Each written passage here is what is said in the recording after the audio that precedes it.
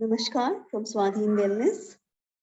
क्या आप ये जानते हैं कि भारत में 5 करोड़ से ज्यादा लोग मानसिक और भावनात्मक बीमारियों से ग्रस्त हैं, जो कि रिकॉर्डेड है गवर्नमेंट के और हॉस्पिटल्स के डेटाबेस में एज पर 2021। और ये हम सभी जानते हैं कि जब ये रिकॉर्डेड नंबर है तो जो एक्चुअल नंबर रहेगा वो इससे बहुत बड़ा होगा, कई गुना बड़ा होगा। और इससे भी कई गुना बड़ा ऐसा नंबर है जो लोगों को ये पता ही नहीं है कि उन्हें मेंटल इमोशनल प्रॉब्लम हो रखी है, या they are on their way to that, to any mental emotional disease being formed. तो ऐसा क्यों हो रहा है? इसलिए कि हम लोग इस तरफ ध्यान नहीं दे पाते हैं, नहीं समझ पाते हैं कि ये एक्चुअली मेंटल इमोशनल बीमारी है।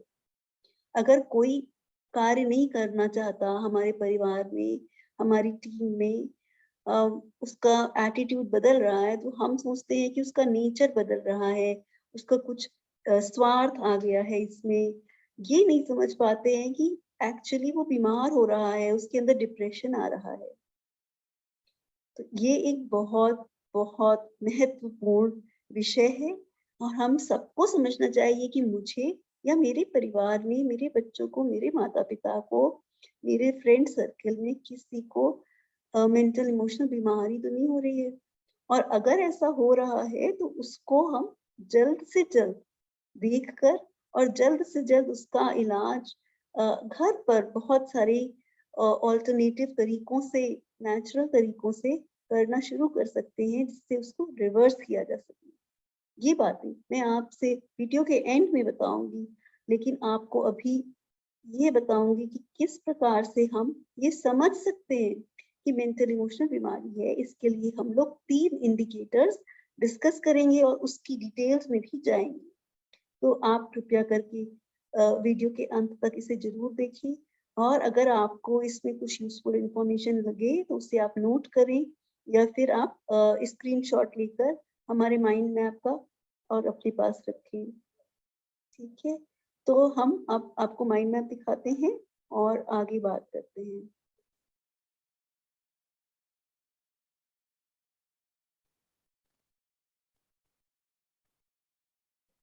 जी, तो ये माइंड मैप हम आपसे डिस्कस करेंगे, जो कि है मेंटल इमोशनल वेलनेस इंडिकेटर्स का। वेलनेस इंडिकेटर्स और भी हो सकते हैं, पर यहाँ पे हम इस परिवेश में बात करेंगे, और ये काफी हद तक आपको हेल्प करेगा, काफी सक्षम है ये समझने के लिए कि मेंटल इमोशनल बीमारी हो रही है या नहीं। तो इसमें हम पहला इमोशनल इंडिकेटर लेते हैं कि इमोशनल इम्बैलेंस हो रहा है क्या। साथियों, आपने सुना होगा राई का पहाड़ बनाना। ये आपने देखा होगा, कभी कभी सास बहू के सीरियल्स में ऐसा दिखाते हैं कि छोटी सी बात का घर में बड़ा बतंगड़ बन रहा है, झगड़े हो रहे हैं, एक ड्रामा हो रहा है। जी हाँ साथियों, एक्चुअली फिल्मों में या नाटकों में इस तरह से क्रोध को, बदले की भावना को दिखाना उनका एक बिजनेस है। उनको इसकी जरूरत भी रहती है कि लोगों को ये मैसेज क्लियर चला जाए। इस वजह से वहां पर हाइपर इमोशंस दिखाए जाते हैं। लेकिन अगर किसी का सामान्य जिंदगी में भी इसी प्रकार से हाइपर इमोशंस हो रहे हैं, उसको क्रोध अधिक आ जाता है, या वह समझ नहीं पाते हैं और किसी भी प्रकार से बिहेव कर देते हैं, कम्युनिकेट कर देते हैं, तो ये एक सोचने की और समझने की अ, या कुछ स्टेप लेने की जरूरत यहाँ पर हो सकती है। कोई ये मेंटल इमोशनल सिकनेस का इंडिकेशन हो सकता है। तो हमें समझना चाहिए कि क्या हमारे घर में किसी का भी कम्युनिकेशन, ये कम्युनिकेशन ईमेल पे भी हो सकता है, मैसेजेस में भी हो सकता है, फोन पर हो सकता है, या फिर इन पर्सन कोई जब आपसे बातचीत कर रहा है, उसकी बॉडी लैंग्वेज, उसकी टोन, उसके वर्ड्स, हर तरह से हम समझ सकते हैं। अगर ये बार बार ऐसा बिहेवियर, ऐसा कम्युनिकेशन किसी का हो रहा है जो कि असामान्य नहीं है, और उस पर हमें लगता है कि इसने ऐसा क्यों किया, इसको क्या हो गया है। तो इस प्रकार का बिहेवियर या कम्युनिकेशन इमोशनल इम्बैलेंस को इंडिकेट कर रहा है। एक और जो हमारी लाइफ का बहुत जरूरी और बहुत अच्छा इंडिकेटर है वो है स्लीप, यानी कि नींद। अगर किसी की नींद टूटी टूटी रहती है, जल्दी नींद नहीं आती है, या नींद खुल जाती है बीच में बार बार, बहुत स्वप्न आते हैं, या उसकी नींद कभी पूरी नहीं होती, या कोई बहुत ज्यादा सोता है, तो ये सारे के सारे नींद से रिलेटेड जो प्रॉब्लम्स है वो ये इंडिकेट कर रहे हैं कि उसका मेंटल और इमोशनल बैलेंस सामान्य तो नहीं है, उसको कुछ तो परेशानी है। तो ये एक शुरुआत हो सकती है किसी बीमारी की। जो हमारे थॉट्स हैं, जो हम सोचते हैं अपने मन में, वे तो हमारी सबसे अहम और हमारा जीवन ही उन्हीं से डिसाइड होता है। तो वो एक बहुत अधिक अ, अच्छा इंडिकेटर है कि क्या हम किसी भी प्रकार की बीमारी से ग्रस्त तो नहीं है। तो अगर किसी को किसी भी प्रकार से कोई कार्य करना है, जैसे किसी को जॉब ढूँढना है, तो उसके मन में ये बात आएगी कि मैं किस कंपनी में अप्लाई करूँ, मैं किस शहर में जॉब ढूँढूँ, मैं किस रोल में ट्राई करूँ, मेरी क्वालिफ़िकेशन से रिलेटेड या मेरे प्रीवियस जॉब से रिलेटेड मुझे कितनी हाइक मिलेगी, वगैरह-वगैरह। ये नॉर्मल सामान्य थॉट्स हुए ऐसे व्यक्ति की जो जॉब ढूँढ रहा है। पर अगर कोई व्यक्ति अपने मन में इस तरह से सोच रहा है कि किसी ने मेरा बुरा किया, मैं उसका उससे भी ज़्यादा बुरा करूँगा। अगर कोई व्यक्ति ये सोच रहा है कि मेरा मन ही नहीं लग रहा, मैं तो ज़िंदा ही नहीं रहना चाहता, मुझे ये सब लोगों से नफ़रत है, मुझे अपने कार्य में बिल्कुल पसंद नहीं आ रहा, तो ये सब इमोशनल इम्बैलेंस हैं। ये थॉट्स नॉर्मल नहीं हैं और इन थॉट्स को रखने वाला व्यक्ति, उसको कोई ना कोई मेंटल इमोशनल बीमारी हो रही है या हो चुकी है। तो यहाँ पे हमें कुछ स्टेप, कुछ सपोर्ट करने की ज़रूरत है। Next, number 2 mental emotional wellness indicator is decision making, यानी हम अपने जीवन में क्या निर्णय लेते हैं।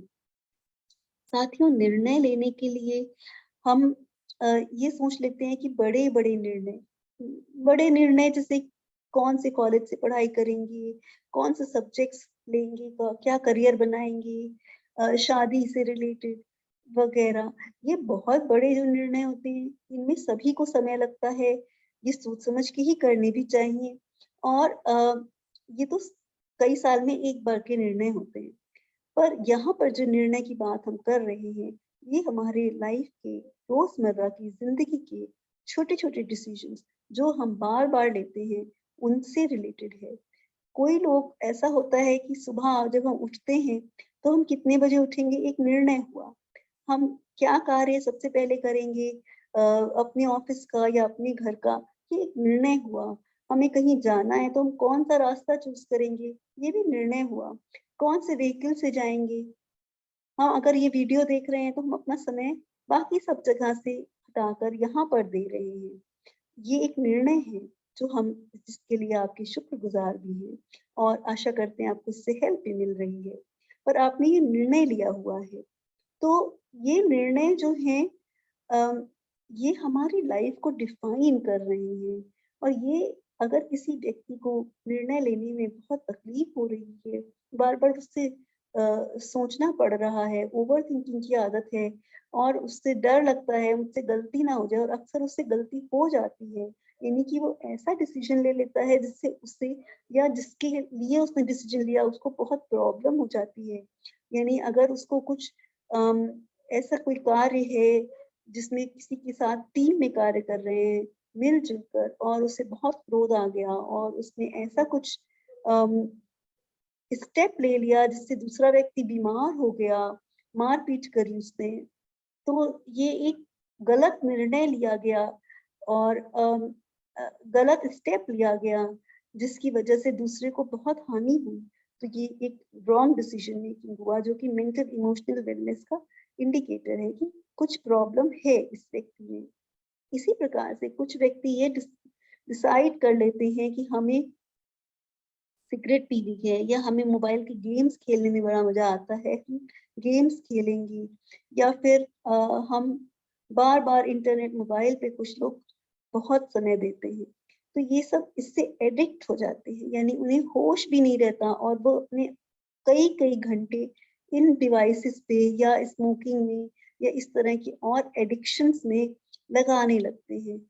ये व्यक्ति भी एक रॉन्ग डिसीजन के और एक एडिक्शन के शिकार हैं और उनका भी मेंटल इमोशनल वेलनेस सही नहीं है।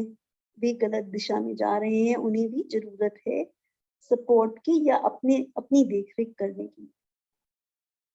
नंबर 3, मेंटल इमोशनल वेलनेस का इंडिकेटर जो है वो होता है प्रोडक्टिविटी। तो प्रोडक्टिविटी अगर किसी की बहुत कम है तो वह व्यक्ति शायद मेंटली इमोशनली इतना सामान्य या स्वस्थ नहीं है, क्योंकि वह कार्य को टाल रहा है। कार्यों को क्यों टाल रहा है? क्योंकि वो शायद किसी बात से डर रहा है या शायद वो इमोशनली ओवरलोडेड है। इस वजह से वो कार्यों को टाल रहा है या फिर उसका उस कार्य में कोई इंटरेस्ट ही नहीं आ रहा है, या उसको बहुत लेथार्जी हो जाती है, थकान हो जाती है, even at a young age. ये नॉर्मल नहीं है, ये दिखा रहा है कि उसको मेंटली इमोशनली बीमारी है। या कोई व्यक्ति ऐसा हो सकता है जो बहुत एंटरटेनमेंट ढूंढ रहा हो, जिसको बार बार मूवीज जाना हो, बार बार म्यूजिक सुनना हो। तो ऐसा व्यक्ति भी नॉर्मल नहीं है। थोड़ा बहुत एंटरटेनमेंट सबको चाहिए और सब लोग ले लेते हैं। ये थोड़ा वेरी भी करता है, बट अगर आप हफ्ते में 2-4 घंटे का अपना एंटरटेनमेंट आज की डेट में रखे हुए हैं, तो वह शायद नॉर्मल नहीं आ जाएगा। पर अगर उससे ज़्यादा एंटरटेनमेंट कोई ले रहा है, रोज़ उसको 3-4 घंटे का एंटरटेनमेंट चाहिए, तो डेफ़िनेटली एबनॉर्मल है। उसको शायद कुछ मेंटल इमोशनल परेशानी है, जिस वजह से वो भाग रहा है। और ये भागम-भाग जो उसकी है, अपने ही माइंड से भाग रहा है, जिसकी वजह से वो एंटरटेनमेंट ढूँढ रहा है। जी हाँ दोस्तों, हो सकता है अभी तक हमने जो बताया, उससे आपको कुछ फ़ायदा लगा हो और कुछ आपको आई ओपनर लगा हो। अगर ऐसा है तो आप ज़रूर कमेंट्स में इस बारे में लिखें। हम इसको एक बार फिर से समराइज़ करते हैं और फिर हम आगे नेक्स्ट स्टेप पे आएँगे कि इस ऐसे सारे केसेस में आप जनरली घर में आप क्या कर सकते हैं। एक बहुत ही हाई लेवल पे इस बारे में भी हम आपको एक इंडिकेशन देना चाहेंगे। तो मेंटल इमोशनल वेलनेस इंडिकेटर जैसे हम लोगों ने डिस्कस किया, या तो इमोशनल इम्बैलेंस से होते हैं, जो कि हम कम्युनिकेशन, बिहेवियर, स्लीप पैटर्न या दूसरे के विचारों से समझ सकते हैं। डिसीजन मेकिंग अगर बहुत मुश्किल लग रही है, गलत हुए जा रही है, एडिक्शन वाली हैबिट्स हुए जा रहे हैं, तो ये भी मेंटल इमोशनल बीमारी का संकेत है, जिसकी शुरुआत हो सकता है कि हो चुकी हो।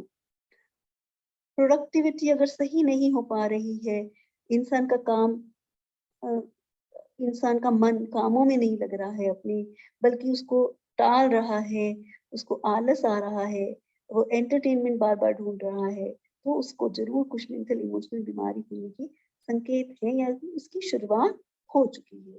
तो इन सभी बातों का ध्यान रखते हुए और हम अ, अपनी फैमिली को, अपने परिवार को, हमें सबको एक-दूसरे को सपोर्ट करना है, जिससे कि ये बीमारियाँ हावी ना हो जाएँ और हमें कोई ऐसी परेशानी ना हो आगे चलकर भी।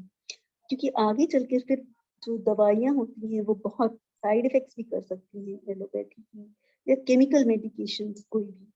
तो उसकी जगह पे अगर हम अ, घर पर ही इसका समय रहते प्रिवेंटिव इलाज शुरू कर दें तो शायद बहुत अच्छा लाभ और बहुत सारा रिवर्सल होने की संभावना है।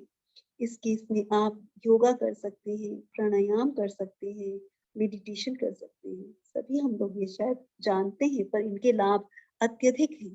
और आप कोई भी नेचुरल थेरेपीज़ स्टार्ट कर सकते हैं। जो थेरेपीज़ हमारी आयुर्वेदिक रेमेडीज़ होती हैं, नेचुरोपैथी में थेरेपीज़ बताई जाती हैं, या फिर एक्यूप्रेशर के पॉइंट बहुत यूज़फुल रहते हैं। ये सब करने के अलावा डाइट का ध्यान रखना और अपनी दिनचर्या को नेचर के हिसाब से अलाइन करना बहुत ही आवश्यक रहता है। और थोड़ा सोशलाइज़ करना और जहाँ पर व्यक्ति को अच्छा लगे, उसकी हॉबीज़ अच्छे से पूरी हों, उस तरह के कार्य करना, ये सभी अ, मेंटल इमोशनल वेलनेस के लिए ज़रूर हेल्प करते हैं और इन्हें आप ज़रूर अपनाएँ। हम आपका अभिनंदन करते हैं, आपको धन्यवाद देते हैं। आपने पूरा हमारा वीडियो सुना। आप स्वाधीन वेलनेस का कॉन्टैक्ट डिटेल्स लिख लीजिए और डिस्क्रिप्शन में आपको जो लिंक दिया है, अगर आपको आगे सहायता चाहिए हो तो आप उसे ले सकते हैं। बहुत धन्यवाद आपका।